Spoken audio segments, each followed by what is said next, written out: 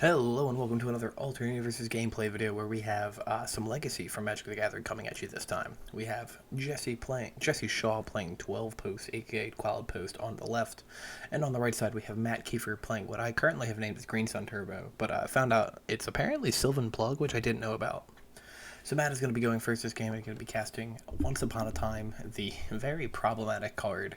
At least it wasn't modern. Maybe not so much for Legacy, but it's very good. Just top 5, grab a creature or land, put in your hand. If it's the first spell you cast, it's free.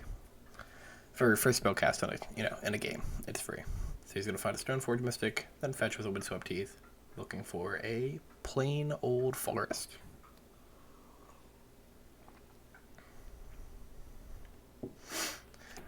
I've seen Matt play this deck a couple times now, and every time I see it, it's always just more and more interesting. So he's going to Mox Diamond, dropping a Trop here, and attempt to resolve a Chalice on 1. And he's good to go. Jesse not playing any counter magic in his deck. 12 Post is not a blue deck. At least currently. I'm sure someone's tried it before. Just like people have tried Blue Tron in Modern. Alright, so same thing. He's going to play a Cloud Post and then cast a Once Upon a Time for free. And the only grabbable card being a Thespian Stage is pretty interesting. Those 2 Pithing Needles and 2 Once Upon a Times. Whack. Now, I know Jesse's list currently is a little interesting. It's a kind of a blend of... there's this gentleman I played at the Legacy 20K. His name was Tony. And he was playing 12 Post, and he massacred me. It was not close. So Jesse's list is currently based off of that one. Matt is going to, on his turn 2, cast a Sylvan Library and pass the turn. Not doing too many interesting things yet.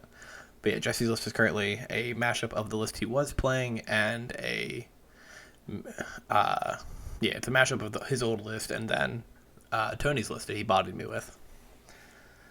Jesse going to be reading Sylvan Library. Jesse is very new to Magic in general. He actually just started playing this year, but just started playing Legacy maybe a month and a half ago. Cloud Post was his first deck. I know he's currently building Hogak, which will be cool if we can get him eventually on camera with that. He's going to pay... I missed what land he played, but it came in tapped, so there's not that many options in the deck that come in tapped. So it's either another copy of Cloud Post or a Vesuva as a copy of Cloud Post.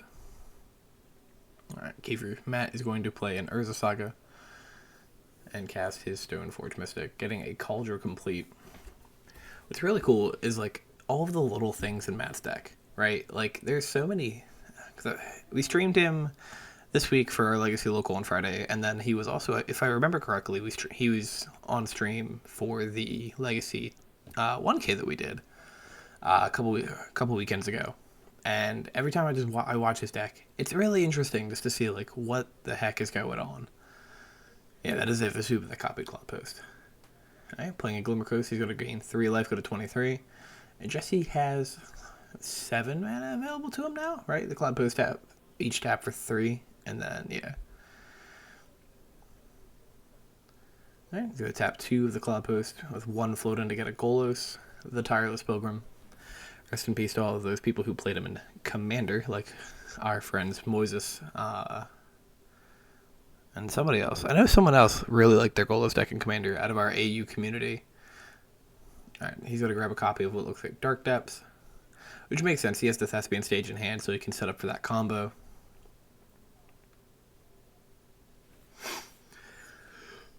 It's one of the beautiful things that I like about 12 Post, is that 12 Post plays the Thespian Stage Dark Depths combo, because Merit Lage is a hell of a card.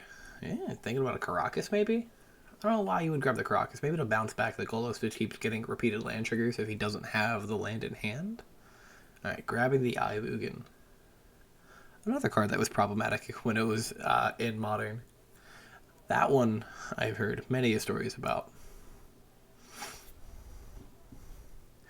The game's an interesting spot, because, like, Matt has this Chalice on 1, so Jesse's locked out of playing cards like Elvish Reclaimer, Crop Rotation, which you can see the Reclaimer in his hand. I don't know if he knows about Green Sun Zenith, with how X works with Chalice of the Void. I don't know how many times Jesse's played into Chalice yet, or played against a Chalice deck, between Modern and Legacy. Like I said, very new player. He's picking it up pretty quickly, which is nice. He has seemed to gravitate towards big mana decks or decks that play really large creatures really quickly. Alright, so we have the Sylvan trigger, then we have the Saga trigger. He's gonna make a... oh. Crack in his fetch, going to 18. But Jesse primarily playing Amulet Titan in Modern. He did play Black-Green Food for a little while after Horizons 2 came out, back when Black-Green Food was like a really popular strategy.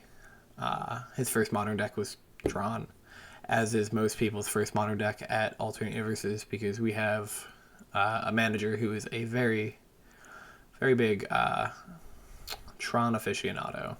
Here comes the Remanap Excavator, which allows him to play 1 land per turn from his graveyard.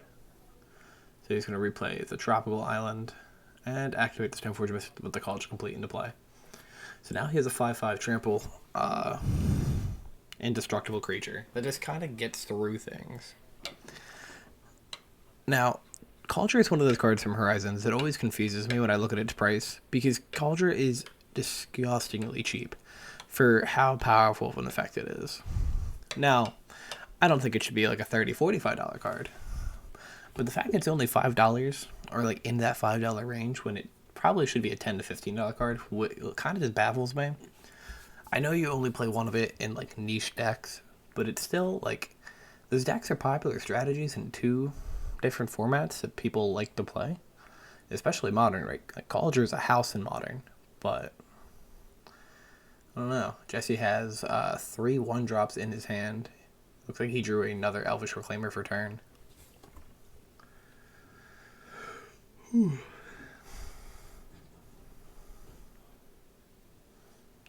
Tap 7.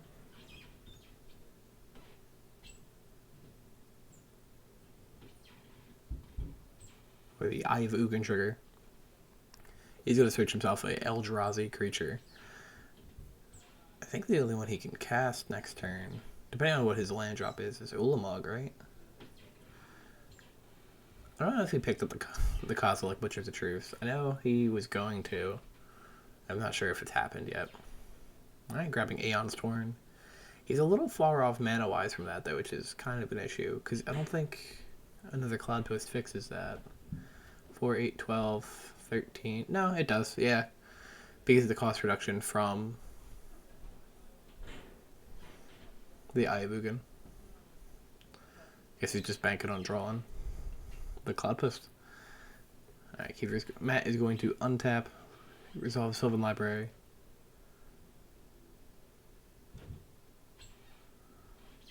And activate Urza Saga to create a dude. Matt is on top of the ball. He has tokens. We have tokens too. We have 4 boxes that have been lovingly left with us by AU patron Kave. Kave has a lot of tokens, and they are organized, but they are a lot to go through. So it is nice when the players have their own tokens at hand. Alright. Matt is going to search off a Retrofitter Foundry with the Urza Saga ability, or the 3rd chapter of Urza Saga. Speaking of Urza Saga, I saw an interesting tweet today where somebody mentioned that they didn't know Urza Saga wasn't legendary, which sparks to a conversation I had actually on Friday. I was playing with somebody, just like on the stream post tournament, and they're like, "Yeah, Saga really should have been legendary." And I was like, "Yeah, you're not wrong." The fact I was able to go Volk, Saga, kind of gross. Like, all right, so gonna call your attack coming in and a Wasteland. And it looks like Jesse can't really do much of anything else from here. He's lost a chunk of his mana from that. Yep, he's going to scoop it up. So we're going to go to game 2 with Jesse on the play.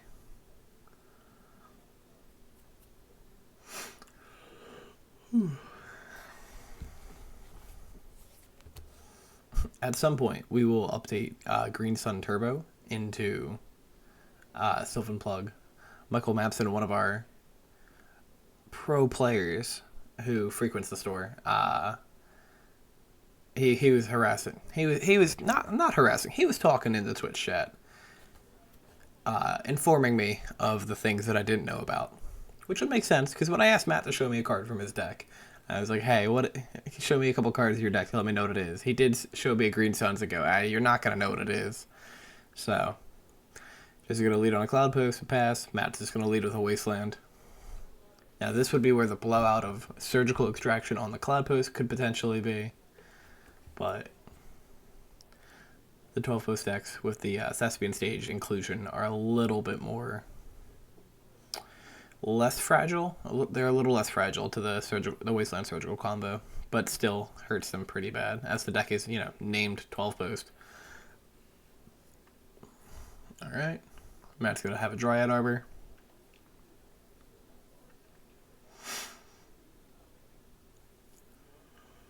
Ooh. Land pass, baby. Land pass.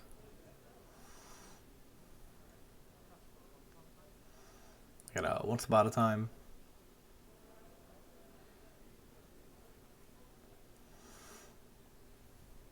I guess that's an interesting... I mean, it makes sense, right? Because Dryad Arbor is a land.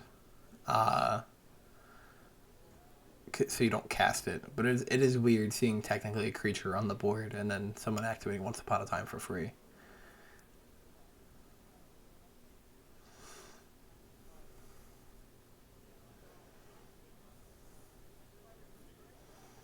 What are we going to get off this Once Upon a Time?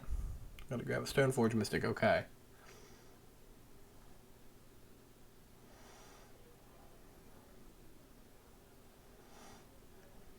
Alright. Drop into a Sylvan Library, let's go. Sylvan Library is one of those cards that, like, at first when I read it, I was like, oh, this is pretty good. But I was never, like, overwhelmed. Like, it wasn't immediately like, oh, this card is crazy. But now, like, every time I've cast it since then, or, like, every time I'm like, man, I really want to draw my Sylvan Library right now, I'm like, yeah, that card selection. It's really nice.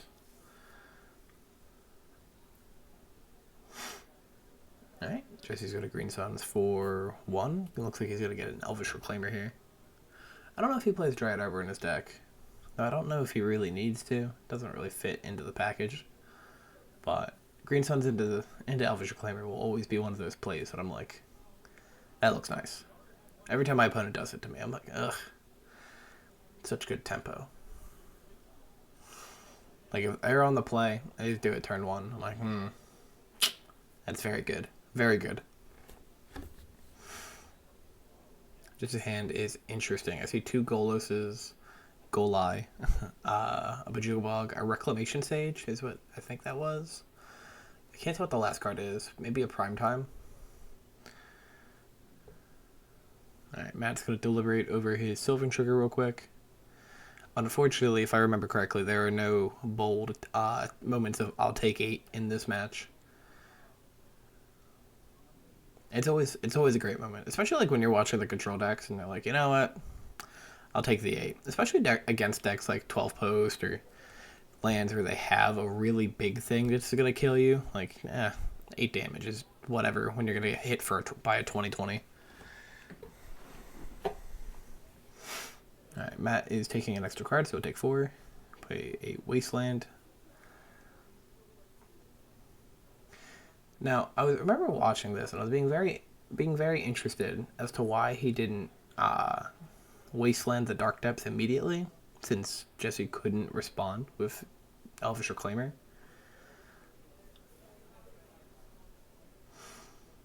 Like, I don't know, Jesse hasn't posed a Thespian Stage or Vesuva or anything, right? But you never know?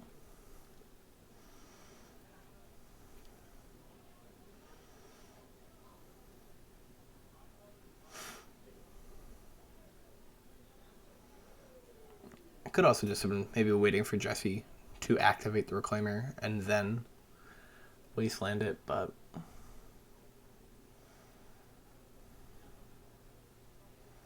alright. Activate Reclaimer, sacking the Glimmer Post. And looks like we're just resolving it.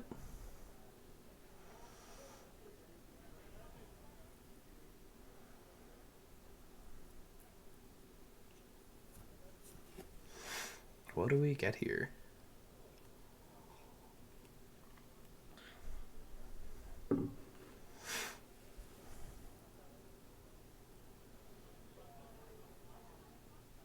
Alright, so just grabbing the Thespian Stage.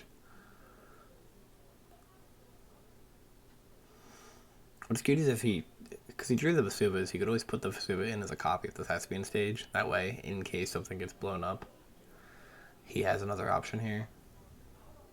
It still feels like to me that Matt should just blow up the Dark Depth now, but right, the Vesuva copy is Thespian Stage. Like there's nothing he's doing with the mana.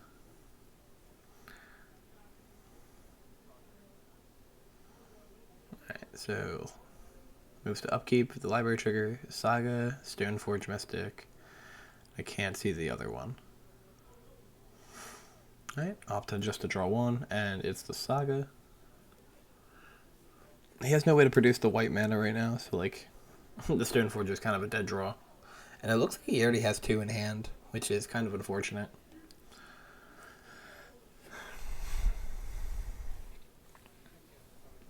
Alright, Wastelands the Thespian Stage, which is plays another Wasteland and gets in with one of the Dryad Arbor. I think I would just immediately Wasteland the Dark Depths, man. Like, I mean, it could be wrong, right? I'm also new to Legacy, so I am very much susceptible to making the wrong play. But I feel like Wastelanding is just the correct one.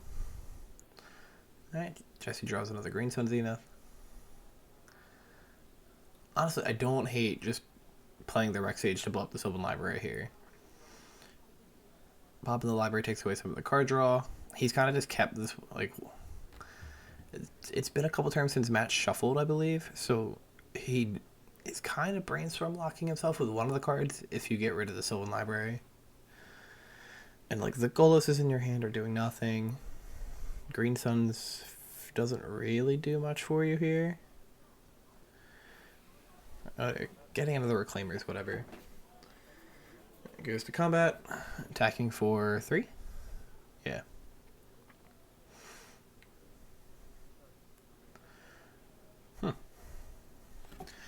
I guess he could be saving the Rex Sage for something else, but like, what exactly?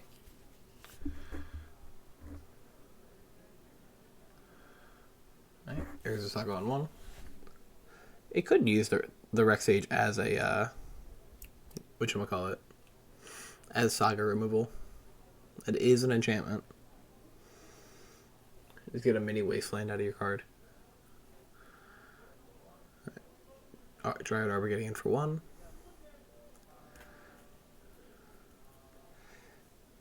I guess Matt's hand is just kind of unplayable. It's weird that... Alright. I'm gonna Wasteland the Thespian Stage. Draw a Thespian Stage for turn. That's some funny luck. He should stagger his land. Yeah, I was gonna say he should stagger his lands, or he plays to Bog first. Exile the graveyard. And then play the stage so he can do the Dark Depths combo.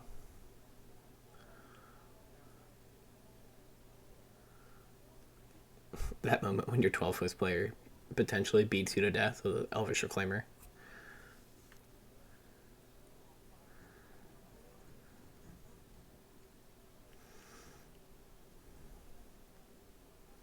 Gets a Grist the Hunger Tide, which Jesse, I think, at this point is like, why can you grab that? To which Matt and I explained to him that it is a creature. Grist is such a cool card. Another card that I feel like is really just undercosted. Not underpriced. It's a couple of dollars when... I don't know. It's a very good Mythic. It's played in Legacy, played in Modern. I'm sure there's an argument to play it in Vintage. I've seen people play it in Commander. I've seen people play it as a Commander, so like... I feel like there should be something.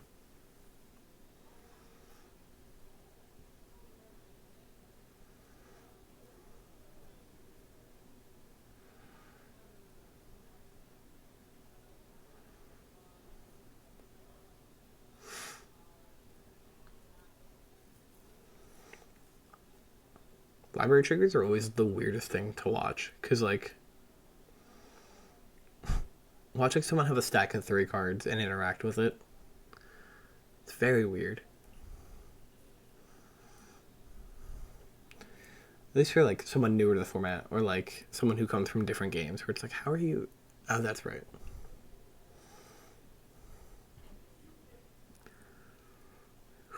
He has the ability to make a construct that starts chump blocking the Reclaimer. That doesn't feel very good, but it's something he can do. He does have a plane, so he can finally start playing the Stoneforge Mystics in his hand.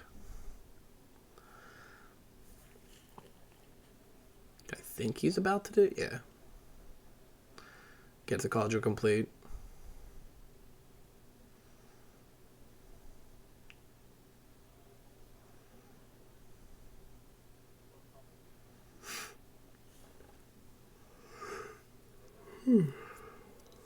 He also gets to shuffle away that other Stoneforge Mystic, which is nice. Draws a Glimmer Post for turn. Not very relevant. We just slam the Thespian stage on the table here. And don't really do anything until you can make the Merit Lage during Matt's end step.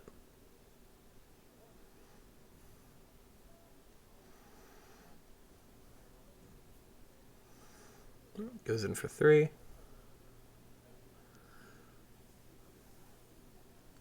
It'll be funny if Merit Lage is the way that Matt dies here, because, like, Matt's down to 6 life, and then he gets smacked by a 20/20. Usually it's the opposite. You're at 20 life, and you get smacked by a 20/20. It's happened to me. Tony Murata did it to me at the 20k. Game 1, he did the Dark Depths combo, and I was like, oh, crap. I wasn't expecting that. You're on 12 post. The joke was on me. As I got viciously beat up by Tony. Alright, thinking with the Saga trigger on the stack, looks like he's going to float a mana. And he's going to grab a card that's pretty interesting. I don't remember the name of it. But it's from, I believe, it's either Aether Revolt or Kaladesh. You tap. Is it tap or untap? I don't know if it does both effects or if it's just one. But it can tap a creature, which is pretty cool. I'm never going to be able to find this card. But I'm going to try. Because it gets played.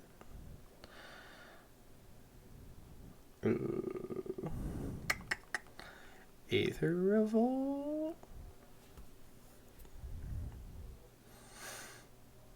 I want to say it's Aether Revolt.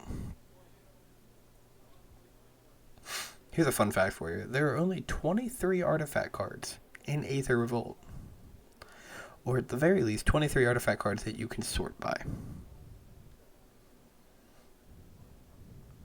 Aha. Yep. It is Pacification Array. Tap 2, tap it. Tap target artifact or creature. So... it allows him to not immediately die to this Merit Lage. Yep, taps on the Merit Lage during the upkeep.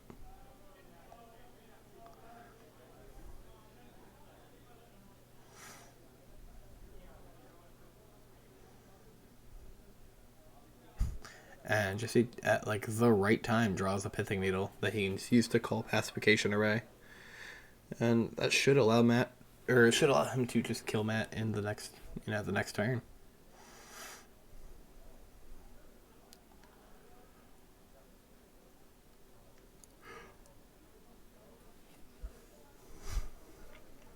I love the indication, the just severe, strict finger point of this card. This is what I want to call.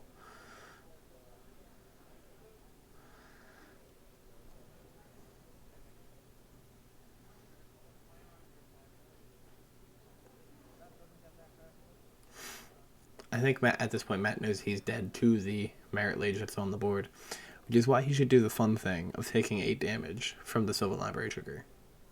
Don't give your opponent the satisfaction of killing you with the Merit Lage. You can't trust a Merit Lage player. Alright, so Matt's just going to scoop it up and go to game 3. So, we're going to hot change real quick to game 3 whenever the transition happens. where Matt will be on the play with the score of being 1-1. Because game 3. Alright. Matt's going to lead on Overgrown Tomb Pass. Because, not everyone has all the dual lands. And that's perfectly reasonable. They are ungodly expensive. Jesse's going to go Caracas into an Expedition map. Like, you can't expect people to have every dual land. Like, I don't own Bayous. I'd like to. I'd like to play Hogak. I don't own Bayous. And really, I mean, it accomplishes the same thing he wants it to do. Someone just kicked my tripod. Alright. Urza Saga coming down. Sylvan Library turn 2. I'm interested to see how many Sylvan Libraries Matt plays, because he has played Sylvan Library on 2 every single game. So, like, is it 2? Is it 3? I know when I was playing a band, playing it in band, I was only playing 1. So that's like the ratio that's like, stuck in my head, but we have a Yavi Maya, now allowing Urza Saga to tap for green mana. Is that a Collector Roof in his hand? That's pretty interesting. We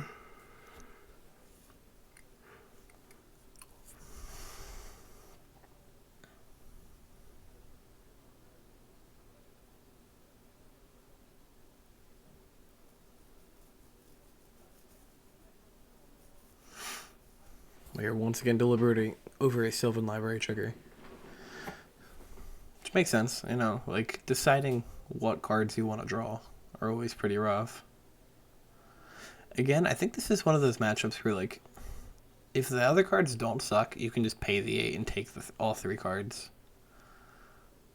Especially because, like, Matt's deck seems to be a bit of, like, I don't want to say tempo, but, like, he has a mix of, like, control elements. Like, there's some like, I don't want to say Zarok's effects. I think Zarok is so, like, closely laden with blue. Like, specifically red-blue, but blue. Green Suns for 0. Get a Dryad Arbor. The play just always feels good. Like, every time I've seen it, I'm like, oh, okay, this is a good play. And the fact that Green Suns shuffles back into your deck is really interesting. First time I actually saw it, I saw my friend, one of our customers and a friend of mine, Leland. He cast Green Suns either, and I watched him shuffle it back into his deck, and I was very confused because I didn't know it did that. I was like, pulled up my phone, and I was like, oh crap, card's better than all those. I see Jesse map here. I don't know what he's gonna get a copy of. Kind of has a lot of options. Cloudpost probably just being the actual correct one.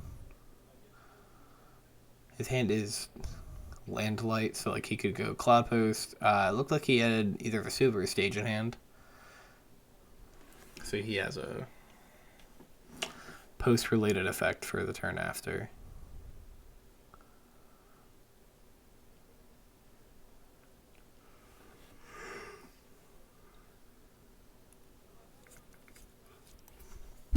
The real beauty is when you use your Cloudpost to tap for green for Yavi Maya. Why? I don't know, but you can do it. Alright, here comes a Collector Oof. Not going to do anything to the Chalice of the Void, because Chalice is not an activated ability, but it will stop the Pacification Array, and there's 2 other cards, I think, the map leaves. That were like effective stun pieces, or like that he like taps, or that are artifacts that he taps to do stuff. I can't remember the name. It's Pacification Array. It's not like Static Wire or something like that. There's something that says you can only untap 2 permanents a turn, or 4 permanents a turn. I think it might be 2. Tangle Wire? Is it Tangle Wire?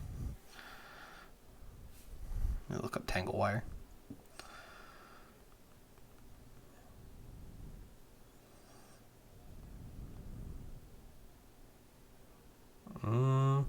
Definitely not Tangle Wire. I don't know. Alright, popping the saga, making a construct.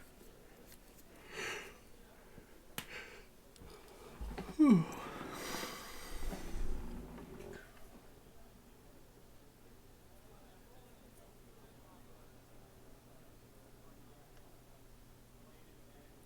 think this is the card. I don't remember what it's called or really what it does. Unless this is the pacification array. But playing an ancient tomb.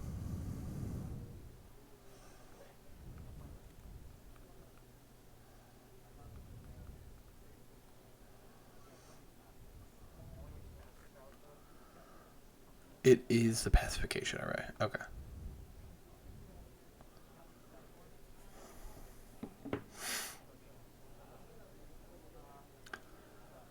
And there is the artifact.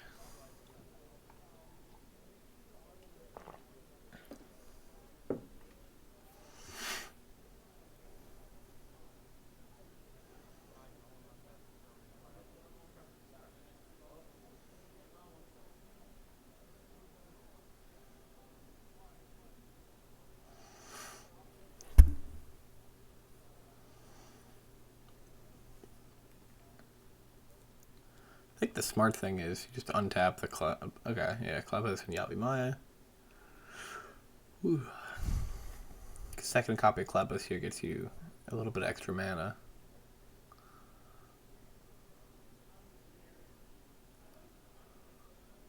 Oh, second copy, quote quote. Let's do it as a copy of Clubhouse.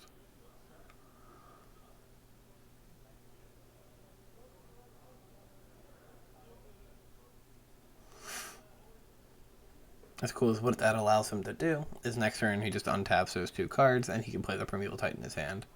Primetime gets more permanents on the board that he can't untap, but if he gets to a point where like he can green suns for 3 into Rex Age to pop that artifact or any of the stuff really. Oh, there's the name update. It's called Sylvan Plug apparently. Which I don't know why it's named that.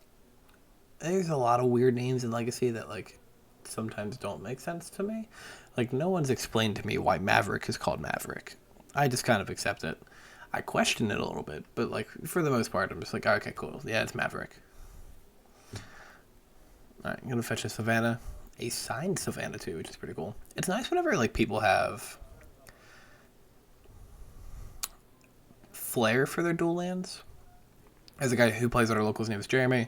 Really nice guy. He has these like black border sleeves, so his duels are black bordered, but English without having to buy beta duels. And like honestly, I respect that. I'm about that. It's hard to justify like, unless you have the money or have had the cards forever. Sometimes it's hard to justify like your $800 Volcanic Island, or you know, it's hard to justify getting a $1,800 Volcanic Island instead of using the $800 version, or however it ends up working out. I don't know beta prices off the top of my head. But like when people have stuff signed, FBB duels in general, foreign black border duels are beautiful, especially Italian ones. Alright, gonna get with the construct, who is a 1-2-3-3? No, 4-4.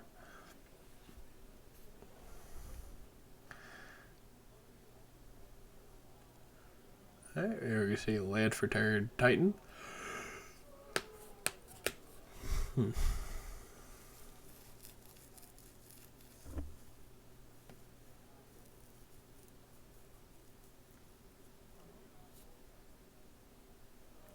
wonder if Matt will use the pacification array to tap down the Titan or not.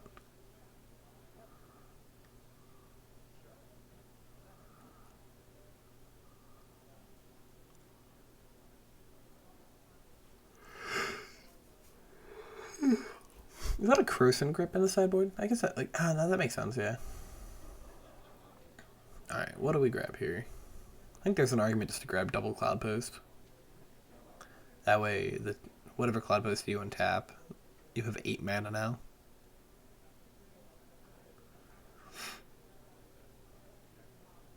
The Rex Age is still in the deck. Yeah, because he could, like, I don't know. Get Cloud Post, put them into play, pass the turn, untap. Depending whether or not he gets Pacification or Raid, untaps the Titan and probably one of the Cloud Posts, or he could just untap double Cloud Post. He has another Titan in hand, and he has a green Sun Zenith, so like worst comes to worst, he could tap the Caracas for green because of Yavimaya, and then dump mana into it with the Cloud Posts to get another Primeval Titan coming out. That's the idea being you just make the Cloud Post big enough to almost like solo tap for Emrakul by themselves. You can't get them that big, but you can get them high enough that with your untap and with you get them big enough where your untap is land. Tap them both for enough mana to slam down an Emrakul, especially if you get an Ayabugan off of a primetime trigger.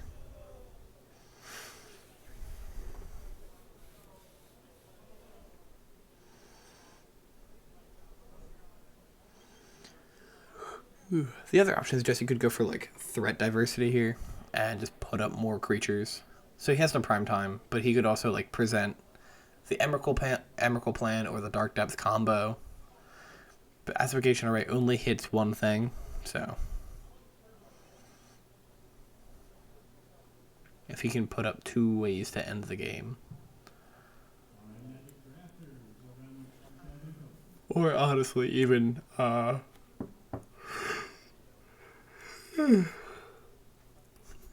putting the Merit Legion on the board, he's going to Pacification Array, tap down the prime time, and Wasteland a Cloud Post. That's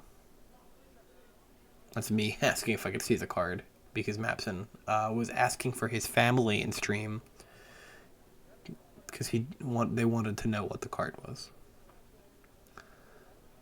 And then I also pick up the other card, I'm pretty sure. The one closest to the life pad. Ooh, the shakiness on this camera. I apologize. Alright.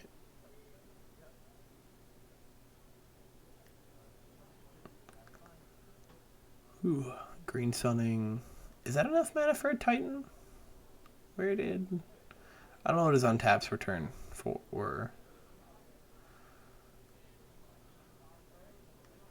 Okay. He's blowing up the one that says you can't untap more than 2 things.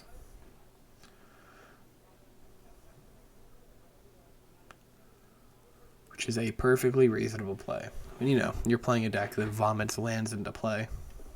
You kind of want to untap them for mana.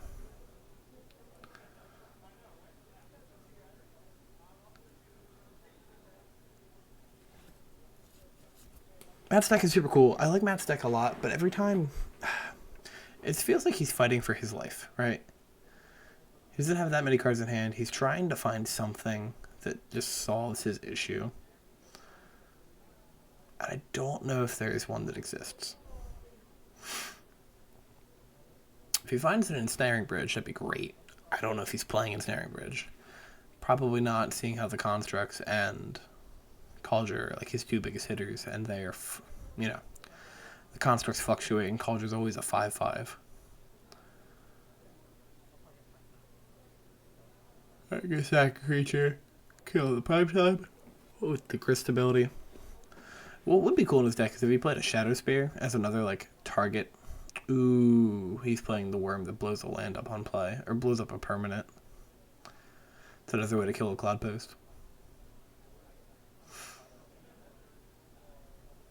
He takes his opponent off so much mana when you get to do that type of stuff.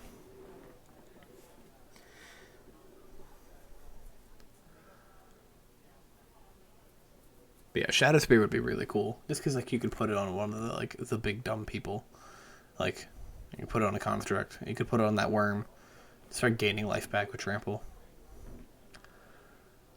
I think we're just gonna see a Green Suns for a prime time here.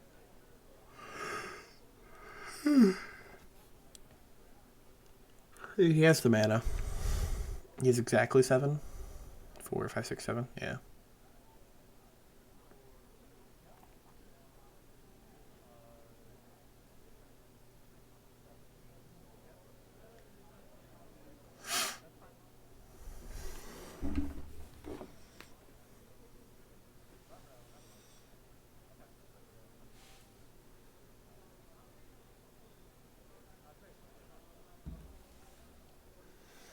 There is the prime time. Now, usually, this is where I would, like, if I'm watching a primetime player, I'd make a comment, be like, I like it when people have fancy versions of primetime. Like, Mapson has Altars of Primeval Titan, or it's one for each season. Like, I use the old border versions. Our friend Christian has a fully foil deck. But Jesse, his set of primetimes, I don't know if they match. I really hope they are. But they're from a master set. They're the first set of primetimes that I owned that I sold to him when I got my old border ones. Back when I was like hardcore playing Amulet Titan in Modern. Just goldfish and combos all the time. And I was like, Jesse, you should build this deck. It's really fun. And lo and behold, he did. Now he's basically playing a similar-ish deck in Legacy. Which was going to be the first Legacy deck I had planned on building, actually, was 12 Post. Urza Saga activation coming down to make another construct. And then, I don't know what he's going to search off here. I don't remember what other artifacts are left in this deck. I don't remember what that is, I'm not gonna lie. I feel like it's something simple, like, can't remember.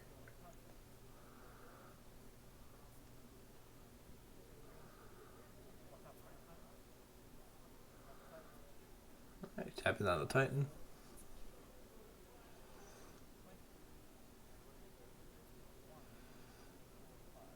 And gets in with a 6/6 construct. 5/5. Right, 1, 2, 3, 4. Yeah. No? Wait, 1, 2, 3, 4, 5. Yeah.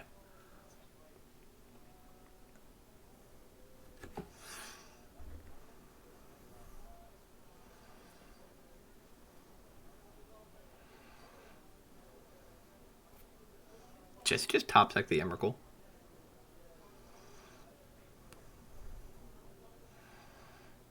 What an animal.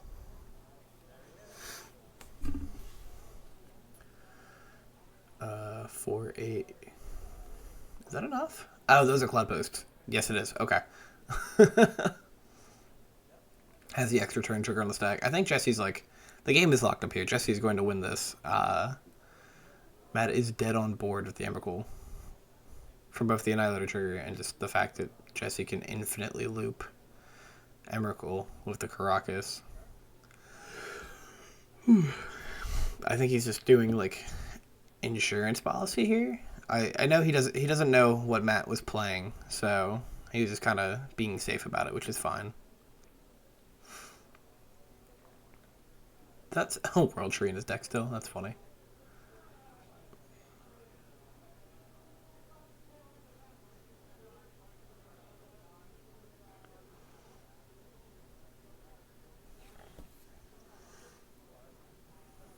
Grabs an Eye of Ugin. If you don't really interact with Caracas and Emrakul, as long as you have enough mana to constantly keep replaying Emrakul, you can just, Emrakul, extra turn, attack, Caracas, bounce it to hand after combat, recast it, and just do it until your opponent concedes. So we're going to see the enter combat, we're going to see the Emrakul trigger. I think that hand motion was supposed to, do I just attack with Emrakul? Like, am I safe to do it? And as soon as the Emrakul turns sideways, Matt extends the hand. Thank you for watching, everybody. This was a pretty long match in comparison, but hey, it was a pretty fun one to watch. And if you want to watch more Legacy content, we stream every single Friday on Twitch at AlternateUniversesLive, and I'll be posting 1 match a week on our 1 to 2 matches a week on our YouTube, depending on how interesting the matches are that we had on stream. But yeah, other than that, thank you for watching. Have a great rest of your day. Bye.